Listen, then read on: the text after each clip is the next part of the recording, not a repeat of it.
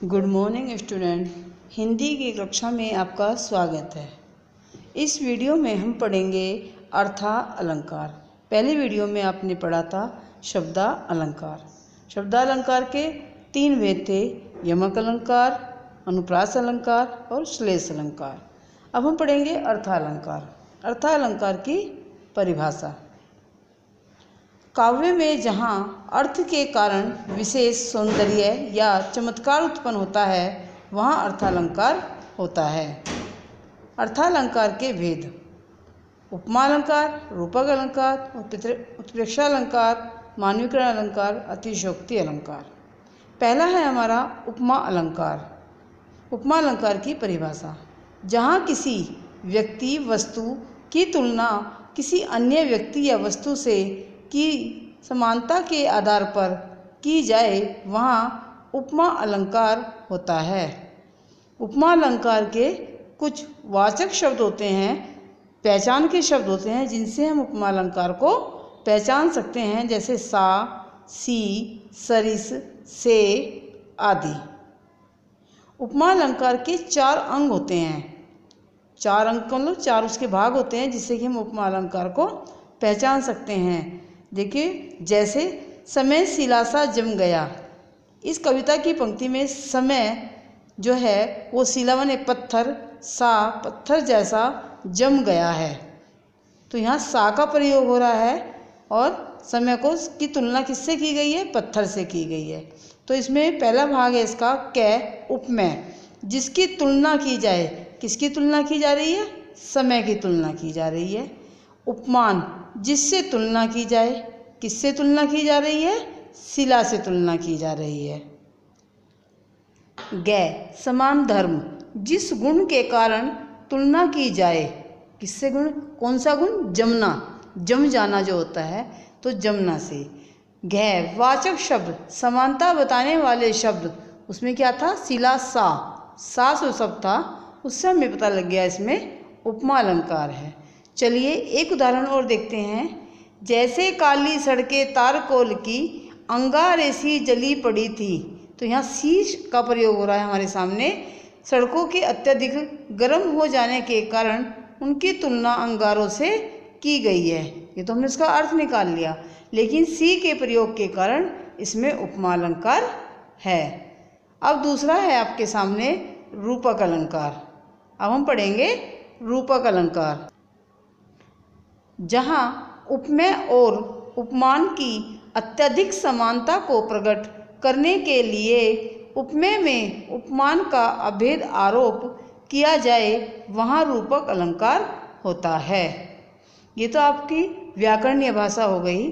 सामान्य भाषा में हम कह सकते हैं कि जब हम किसी की वस्तु की तुलना किसी अन्य वस्तु से करते हैं, लेकिन हम उसकी तुलना ना करके हम उसको वही वस्तु मान लेते हैं जो वो है। जैसे किसी के सुंदर चेहरे की हमें तुलना करनी है तो हम कहते हैं चांद सा मुखड़ा।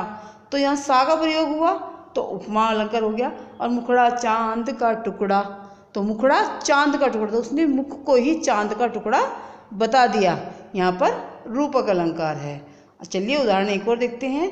जैसे पायो जी मैंने राम रतन धन पायो।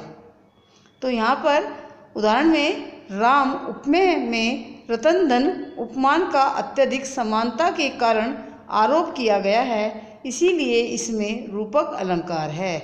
यहाँ पर राम को धन जैसा नहीं माना, इन्होंने राम को ही राम रतन धन मान लिया है, ऐसा राम को धन के रूप में ही मान लिया है।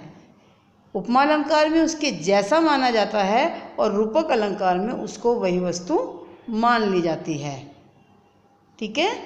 तीसरा है आपका उत्प्रेक्षा अलंकार की परिभाषा।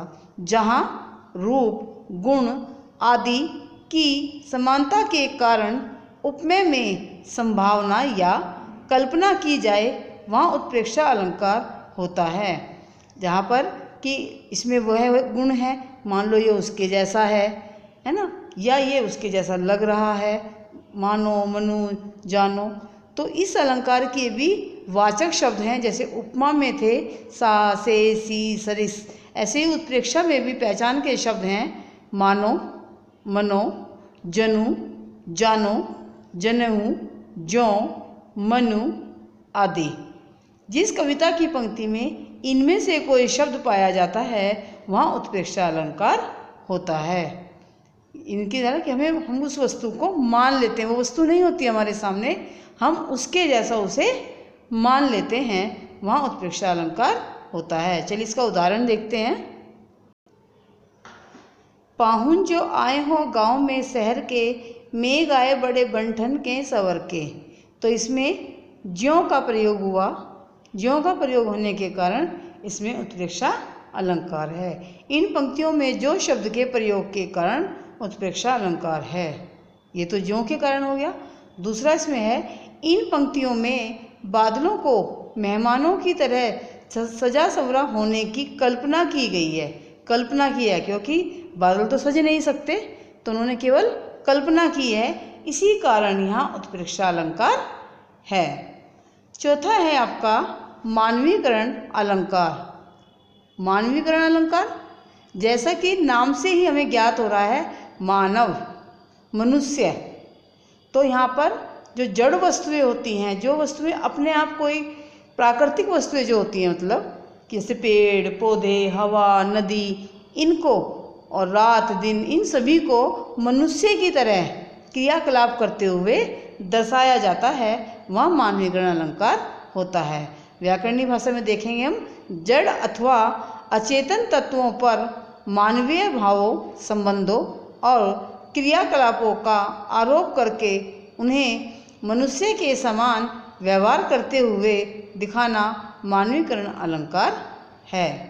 जैसे इस सोते संसार बिच जगकर सजकर रजनी बोले। अब देखिए यहाँ पर रजनी रात को मनुष्य के समान बोलने की क्रिया करते दिखाया गया है, अतः यहाँ मानवीकरण अलंकार है। इस सोते संसार बीच, जब ये संसार सो गया है, जगकर, जब जाग कर, सजकर, श्रृंगार करके, रजनी बोले, रात बातें कर रही है। अब रात बातें थोड़ी करती है, लेकिन यहाँ रात को बात करते हुए दिखाया गया है, इसलिए यहाँ पे मानवीकरण अलंकार है।